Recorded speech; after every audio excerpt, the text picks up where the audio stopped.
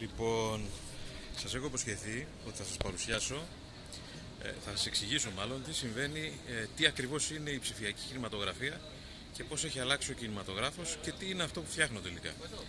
Λοιπόν, είμαστε στο booth, μπαίνουμε δηλαδή στο χώρο που βρίσκεται η Sony. Σας δείχνω τι βλέπω.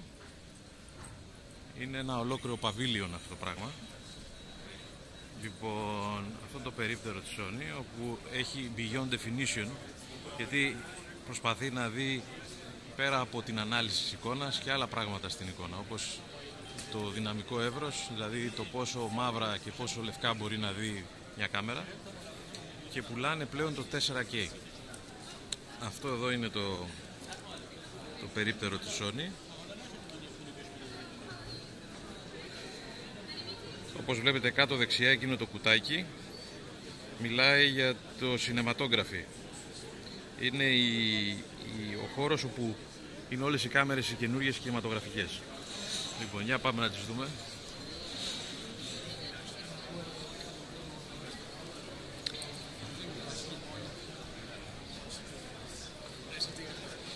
Λοιπόν, κάποτε τραβάγαμε με φιλμ.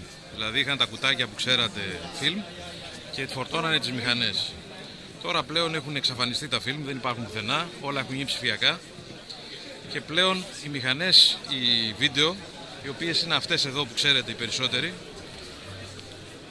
τις έχετε δει στα δελτία ειδήσεων, όπως είναι αυτή εδώ, έχουν αλλάξει πλέον και αντί να χρησιμοποιούν αυτούς εδώ τους μικρούς, σχετικά μικρούς φακούς που βλέπετε, που πίσω είναι πολύ μικροί, πλέον η κινηματογραφική είναι κάτι τέρατα, σαν αυτούς εδώ.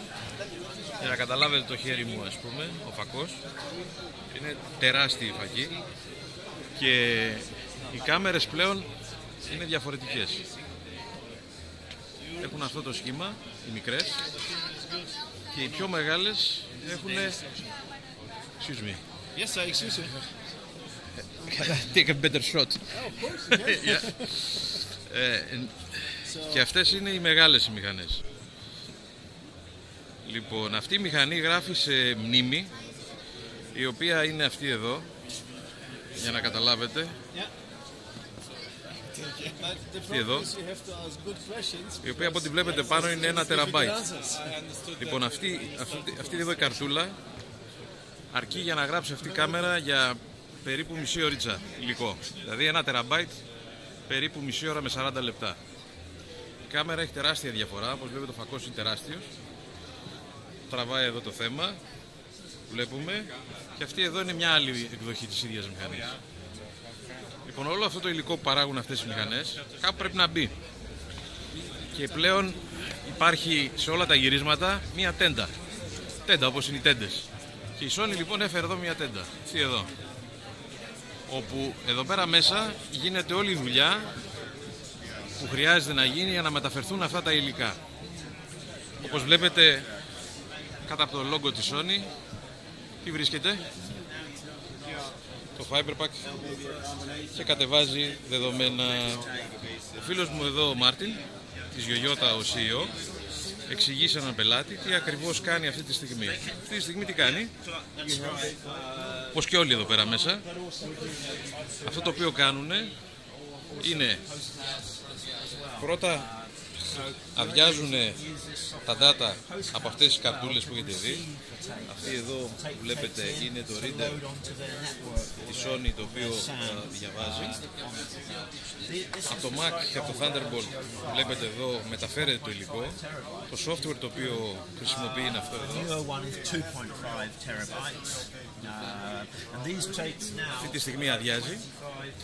Φορτώνει λοιπόν το υλικό στο Fiberpack και μόλις το φορτώσει χρησιμοποιεί αυτές τις μπιλίτσες που βλέπετε εδώ με το monitor για να κάνει μια διόρθωση στην εικόνα έτσι ώστε να είναι έτοιμη για μοντάζ.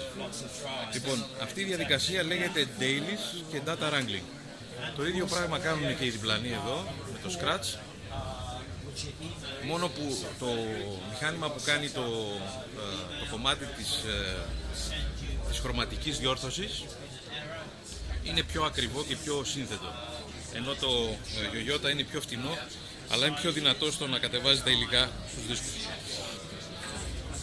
Εδώ είναι ο ανταγωνιστής μου, ο οποίος φτιάχνει αυτό το τερατάκι που βλέπετε, το οποίο είναι ένα πράγμα το οποίο ζυγίζει περίπου 40 κιλά και είναι 2 φορές μεγαλύτερο και περίπου 2 φορές και βαρύτερο από το δικό μου και 3 φορές πιο ακριβό από αυτό που φτιάχνουμε. Αυτό χρησιμοποίησαν στο τελευταίο Bond, για να καταλάβετε, που είδατε. Και εδώ είναι το Holofront, το οποίο είναι το πιο ακριβό σύστημα για dailies που υπάρχει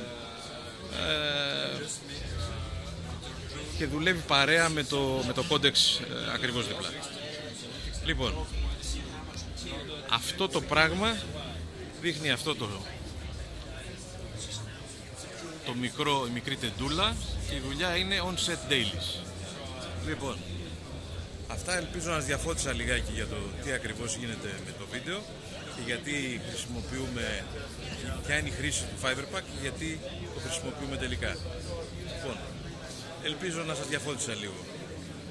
Αυτά από την IBC. Γεια σας.